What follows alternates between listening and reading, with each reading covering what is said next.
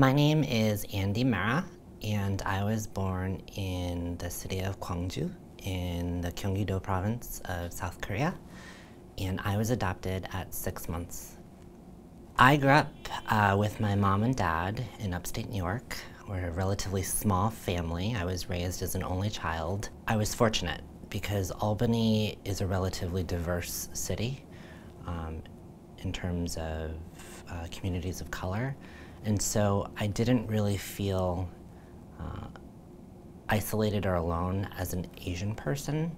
Looking back on my parents, they did a pretty decent job with the amount of information and support they had. They made sure I went to Korean culture camp and was surrounded by their adoptees. They made sure I was enrolled in Korean languages classes on Saturdays, which was never fun, but a good experience to be surrounded by other Korean people and other adoptees, being exposed to Korean culture. I was figuring out not only my racial and ethnic identity as a Korean person, I was also coming to terms with who I was as a trans person. I think my parents had a really difficult time understanding my gender identity. They totally got me being a Korean person in need of being surrounded by other Koreans like myself and being exposed to my heritage and culture. But it was a totally different ballgame when reconciling my gender identity with who they thought they were raising for all of those years. My parents and I spent a lot of time talking about what that meant and who I was, and they wouldn't be the supportive and accepting parents that they are if we didn't go through that process together. I know a lot of other trans and queer adoptees who are Korean, and many of us in this niche of a community struggle with the question of reunion.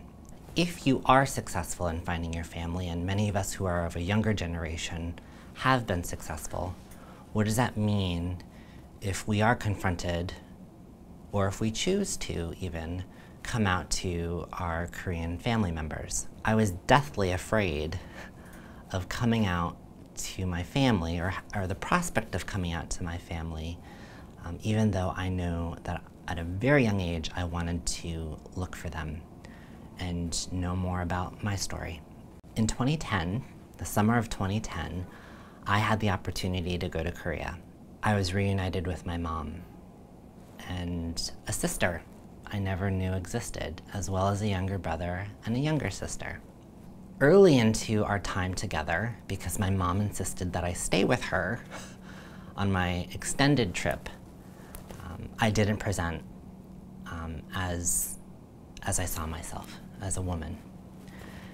And there was a moment when I was with my mom, we were arguing over my younger brother, very trivial argument, and she stopped me and said, "I think we need to talk about something." And I said, "What?" I said, "I think we need to talk about a secret you've been keeping from me." And I had no clue at the time of what she was talking about. And with my friend as the interpreter there, I said, "Can you shed more light on what you mean?"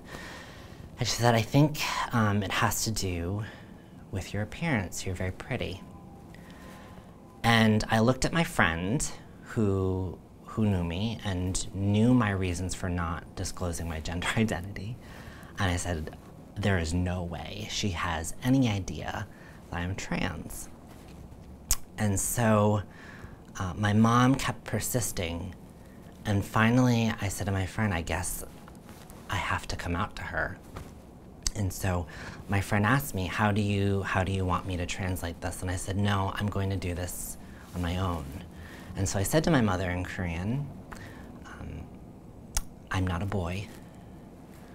I'm a girl, and I am transgender."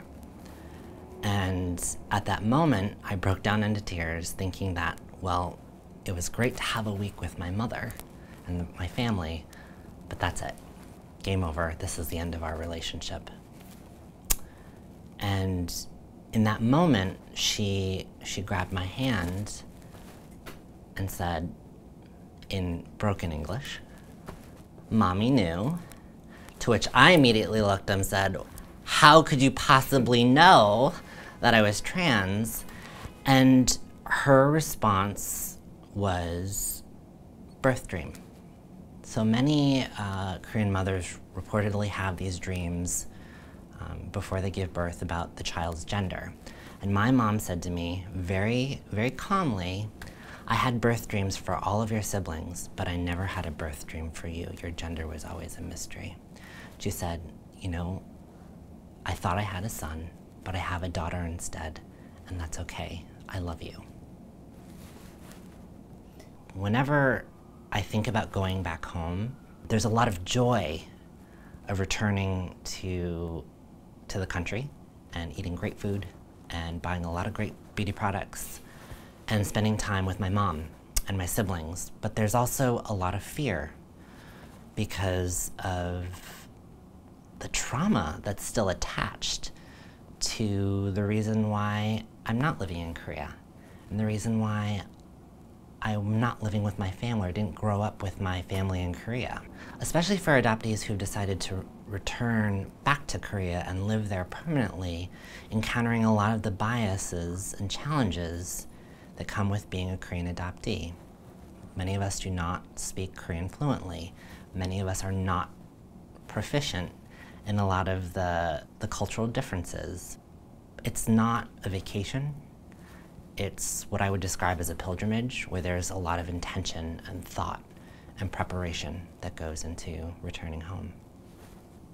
My name is Andy Amara, and this is my Korean American story.